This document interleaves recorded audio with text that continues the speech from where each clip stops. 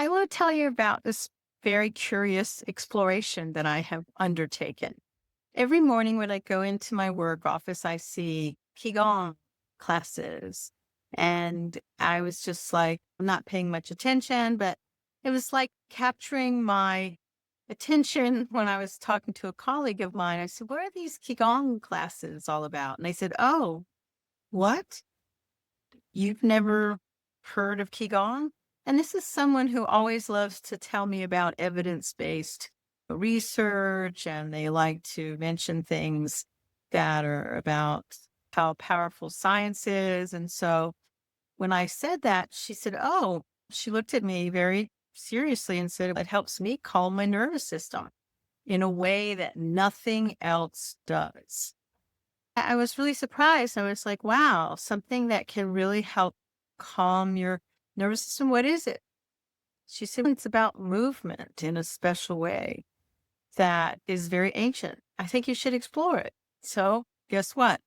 I'm exploring it. And for me, I don't want to ignore anything that can help me with my dysregulated nervous systems because right now I know I have this chronic low grade stress. I have some sleep that's not quite deep enough. I'm not really resting like I should. And I know as I'm approaching 70, I need to give my body my most valued attention, right? So I started looking into it. And basically, the research is quite compelling.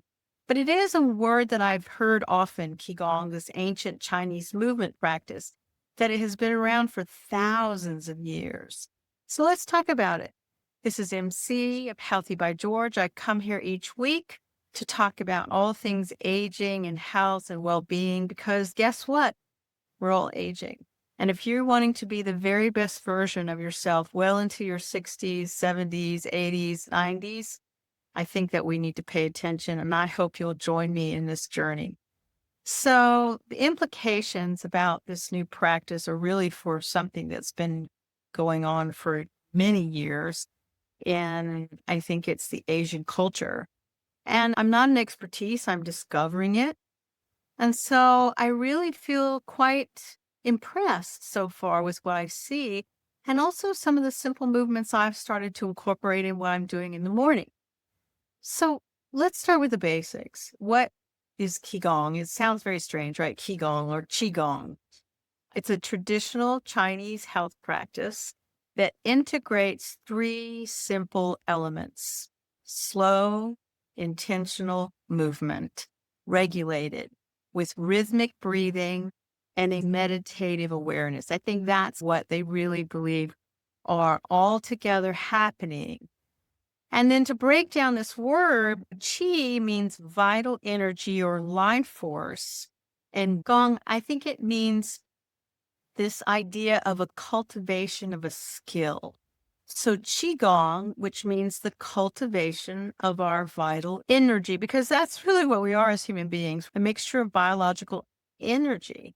But I think the word can be off-putting a little bit because it carries this kind of spiritual depth for some practitioners, while researchers, when we look at these ancient Chinese practices, they're not really thinking about vital energy. They're thinking about the neuroscience, which is called the autonomic nervous system. And that's okay because they mix together. Just because one culture calls something Qigong and we as scientists in the West call it the autonomic nervous system, that's really not a big deal. But I think what it is that it is a martial arts cousin, and it's basically a form of movement, sometimes called the eight brocades or the five animal frolics, both of which have centuries of practice behind them. And there's a huge growing body of clinical research. What I like about it is the movements are slow, very flowing, very low impact. They can be done standing or seated. You don't need any equipment. You just need some loose clothing. You don't need a perfect body. I'm far from that. Or exceptional fitness.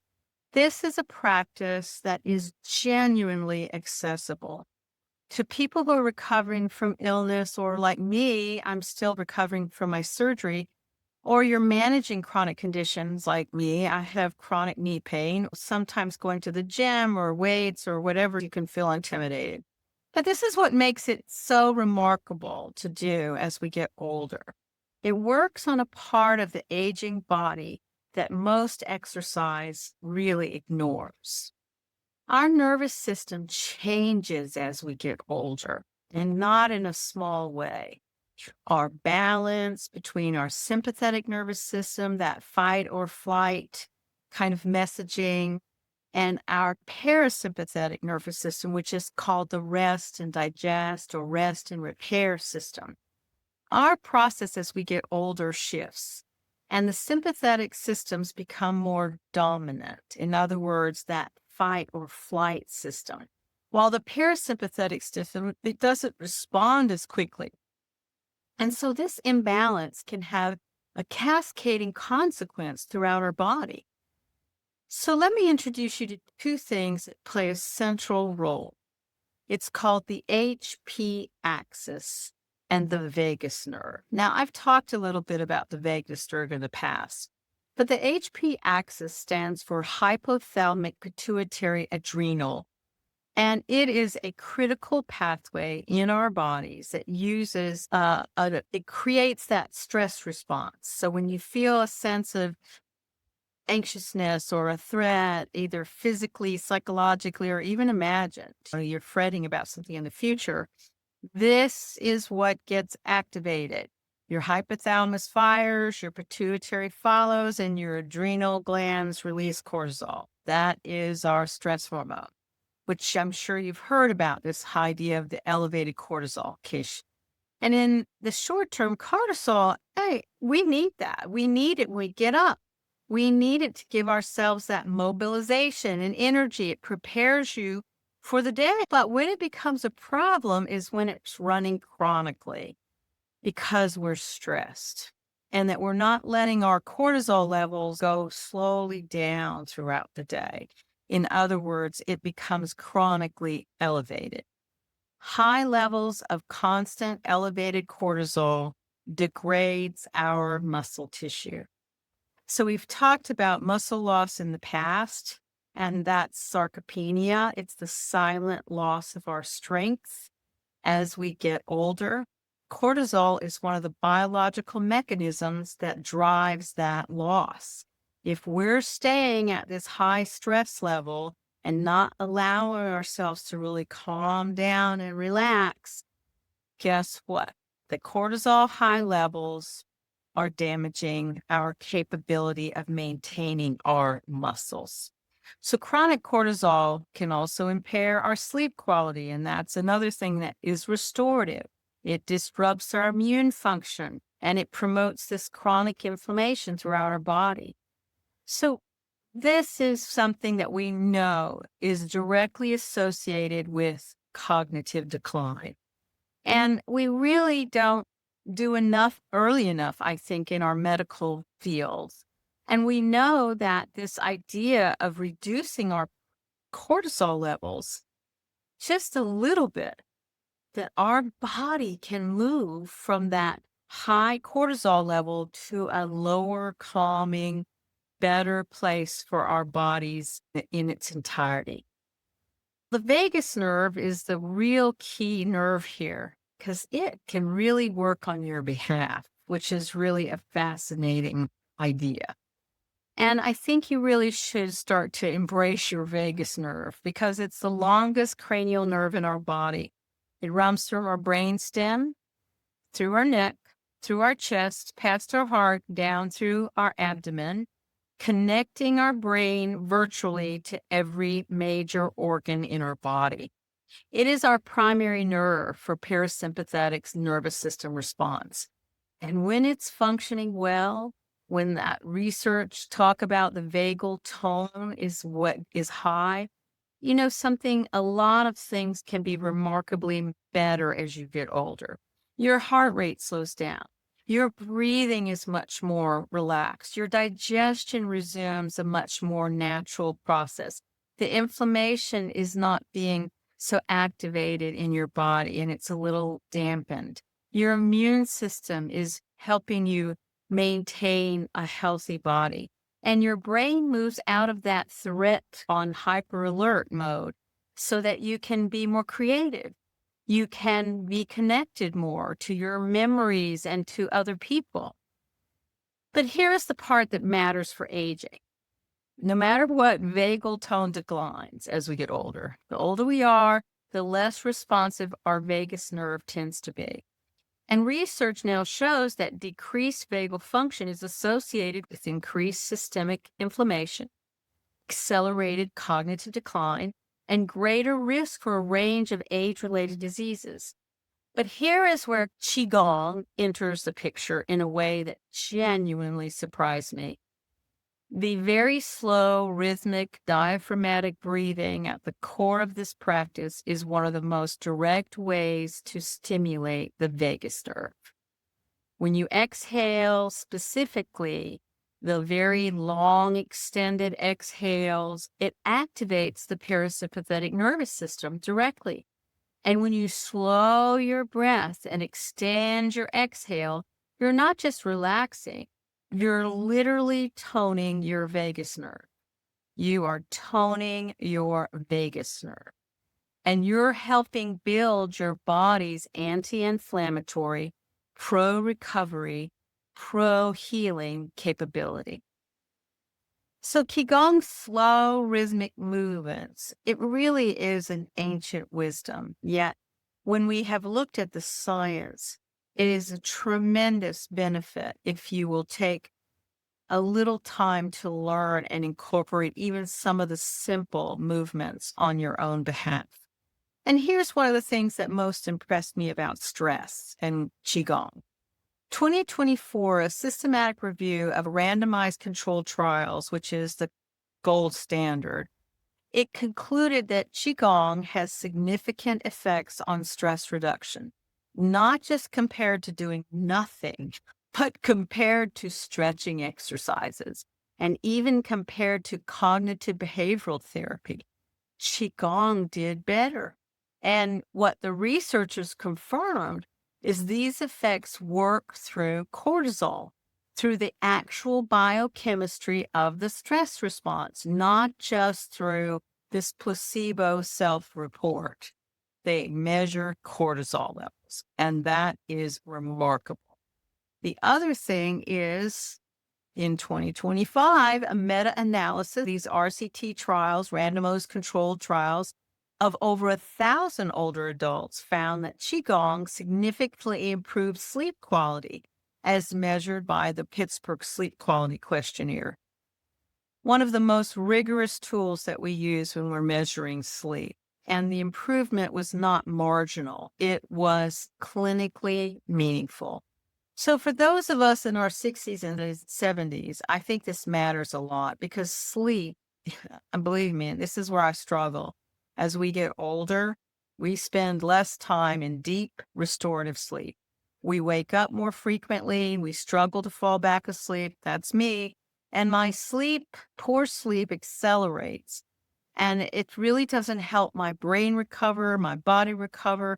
And we've also learned that it accelerates cognitive decline. It increases inflammation. It disrupts our metabolism. And it really can dysregulate our emotional capacity. But Qigong appears to really address this nervous system dysregulation.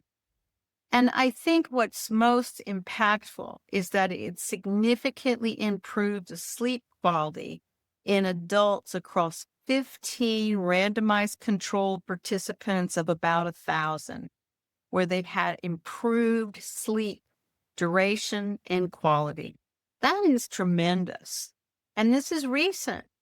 The systematic review of comparisons of Tai Chi and Qigong effects on cognitive function in older adults found very meaningful improvements in executive functioning, memory, and attention. So what is the proposed mechanism of why this is happening? Again, I think it's about how these movements compared to the breathing technique, it impacts the vagal nerve and it improves your vagal nerve response. So I also think that we have to continue to do things so that we can overcome the frailty of our aging process, and that fitness, and we can't just do the things that we always have done. We have to do things that are outside the box. And I think Qigong is that. In fact, in a meta-analysis of 18 randomized controls done in 2024, they specifically looked at frailness and older adults who were not frail yet. And they found that the Qigong exercises improve frailty, physical functioning, and psychological well-being, and cognitive functioning and sleep quality. All of those in one practice. I have to tell you, for people who are frail or who are on the verge of frailty, where you're at the greatest risk, this is remarkable. And it's super safe. That's what I think is what's so amazing, is that it's slow and that it can really strengthen you in a way that is deeply meaningful. So I want to be clear, nothing in this episode, though, replaces lifting weights and training with resistance. That is still going to be the most powerful intervention for us to prevent our muscle strength declining, and that we can stay strong well into our older ages. That is not out for debate. But what we can know is that Qigong resets our nervous system. It can help our body let go of that threat and let ourselves shift into that place of rest. So think of it this way. Resistance training sends the signal to build the strength in your body, and Qigong sends a signal for recover and restoring and regulating. We need both messages is the key. Even 10 or 20 minutes of a Qigong practice 2 or 3 times a week appears to be enough. And that's really remarkable. So a few minutes each week, this is not a big time commitment. You don't have to have a perfect schedule or dedicated studio or any kind of special equipment or clothing. You can do it anywhere. I think people have seen people in the park doing it. And it requires just 2 things: being present and a willingness to move slowly in a world that makes us push to go fast. I think that's the hard path. So I want to wrap up here and say that this has been something I've been thinking about, because in Chinese medicine, body is not a machine. It's seen as a garden. You don't force a garden, but you tend to it. You create conditions. You work with the seasons. You don't work against them. And I think about this as I approach 70. My culture has given me a lot of messages about what aging should look like. And most of them involve pushing harder, doing more, fighting with force. And some of that is a good thing when it comes to lifting weights. But I think we also need to do things that are intentional. They're quieter, slower, more ancient kind of work, and something our culture is much less comfortable with. Qigong asks us to slow down, to breathe, to move with intention instead of urgency, so that the nervous system just can slowly back to a regulated pace. And it can become something that really allows ourselves to improve our vagal tone instead of allowing it to degrade. I'm very new to this, so I'm learning the movements just like you. So I'm keeping a beginner's mind. So why don't you explore this? I'm going to leave some links of some Qigong kind of beginner YouTube channels that you can check. And you're never too old to begin something, right? And actually, this is what helps our cognitive improvement. So know this: we have this one precious life. Let's live it to the fullest. Let's be the very best version of who we are well into our 80s and 90s. So please think about subscribing. Click that like button, share, and I'll see you next week. Bye-bye. So thank you so much for joining me at Healthy by George. I hope you found the information inspiring and that it encourages you on your wellness journey. Because remember, your body, your well-being are a most precious gift, and every tiny action taken daily can make a huge difference. I hope the information here is educational purposes and is not meant to replace your medical care. See your doctor and talk about what works for you. If you enjoyed today's content, don't forget to give it a thumbs up and subscribe to my channel. Your support means the world to me, and it helps me continuing creating content that inspires and empowers you to live your best life. Goodbye for now, and join me again at the next Healthy by George.